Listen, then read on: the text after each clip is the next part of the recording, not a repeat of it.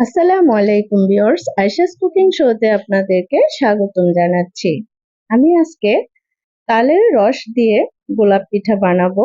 ইনশাল্লাহ আপনাদের কাছে ভালো লাগবে। তো চলুন তাহলে রেসিপিটি শুরু করি।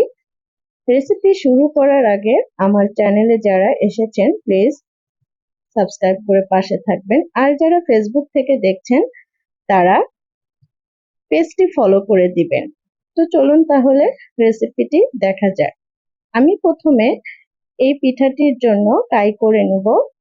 আমি ছোট একটা পাতিল নিয়েছি, হাফ কাপ পানি দিয়েছি, দেওয়ার পরে হাফ কাপ তালের রস দিয়ে দিলাম। আপনারা যদি বেশি পরিমাণে করতে চান তাহলে বাড়িয়ে দিবেন। তো আমি একটু নেড়ে দিলাম, নেড়ে দেওয়ার পরে 1/3 কাপ চিনি দিয়েছি, আরো 1 টেবিল চামচ চিনি দিয়েছি। তার পরে স্বাদ মতো লবণ দিয়েছি, দেওয়ার পরে আবারও কাঠি দিয়ে নেড়ে দিচ্ছি এবং বলক উঠিয়ে নিয়েছি। দেখুন, বলক উঠানোর পরে আমি এখানে টোটাল 1.5 কাপ শুকনো চালের গুঁড়া দিয়ে দিচ্ছি। দিয়ে আমি কাই করে নিব। তো ভিউয়ার্স, আমার কাই করা হয়ে গেছে। দেখুন, আমরা রুটির যেমন কাই করি ঠিক সেরকম কাই করে নিয়েছি। বেশি শক্ত না, আবার বেশি নরমও না। সেই কাইয়ের ভিতরে আমি 2 চা চামচ গুঁড়া দুধ দিয়ে দিয়েছি এবং নারকেল কোড়া দিয়ে দিচ্ছি। নারকেল কোড়া আপনারা আপনাদের ইচ্ছে মতো দিয়ে নেবেন। দিয়ে এই ডোটিকে আমি ভালো করে মথে নিব। একদম সফট ডো হবে। তো আমি ডোটি মথে নিয়েছি। এবার আমি এই ডোটি 5 ভাগ করে নেব। আপনারা ছোট করে রুটি বেলতে পারেন। তো ছোট করে রুটি বেললে টাইম বেশি লাগবে। তো আমি এরকম 5 ভাগ করে সাইডে রেখে দিচ্ছি। রেখে দেওয়ার পরে একটা লেচি নিয়ে আমি রুটি বেলে নিচ্ছি। তো দেখুন, একদম পাতলা না, আবার বেশি মোটাও না।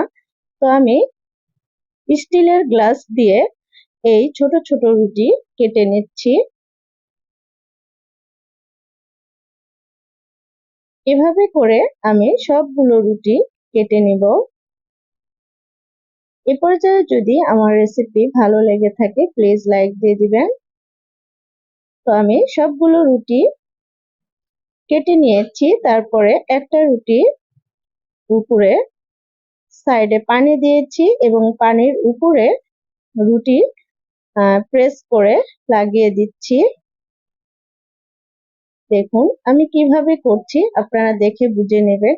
আর একটু চাপ দিয়ে দিয়ে আমি লাগিয়ে দিচ্ছি যাতে খুলে না আসে। এবার অপর সাইডে আমি রোল করে আসছি, দেখুন। এবং শেষের অংশটা রুটির উপরে আমি পানি দিয়ে দিলাম যাতে রুটি খুলে না আসে। এভাবে আমি 2টা বানিয়ে নিব। তারপরে আমি ছুরি দিয়ে মাঝখানে কেটে নিচ্ছি। দেখুন, তো আমার গোলাপ রেডি। এভাবে আমি সবগুলো গোলাপ তৈরি করে নিয়েছি। দেখুন দেখতে কেমন হয়েছে কমেন্ট বক্সে জানাবেন। এই গোলাপগুলো এখন আমি ভাপে দিব। তো তার জন্য আমি চুলায় কড়াই বসিয়ে দিয়েছি, তারপরে পানি দিয়েছি, পানির ভিতরে একটা স্ট্যান্ড বসিয়ে দিয়েছি। তার উপরে আমি গোলাপের বাটিটা দিয়ে দিলাম। গোলাপ যখন দিবেন তখন তেল তেল লাগিয়ে নেবেন, তাহলে গোলাপটি তাড়াতাড়ি উঠে আসবে। তো আমি টোটাল 30 মিনিট সিদ্ধ করে নিয়েছি বা ভাপ দিয়েছি। ভাপ দেওয়ার পরে দেখুন, মাশাআল্লাহ। তো আমি একটা গোলাপ ভেঙে দেখিয়ে দিচ্ছি ভিতরে কাঁচা আছে নাকি। দেখুন একদম কাঁচা নেই। আপনারা বাসায় ট্রাই করতে পারেন।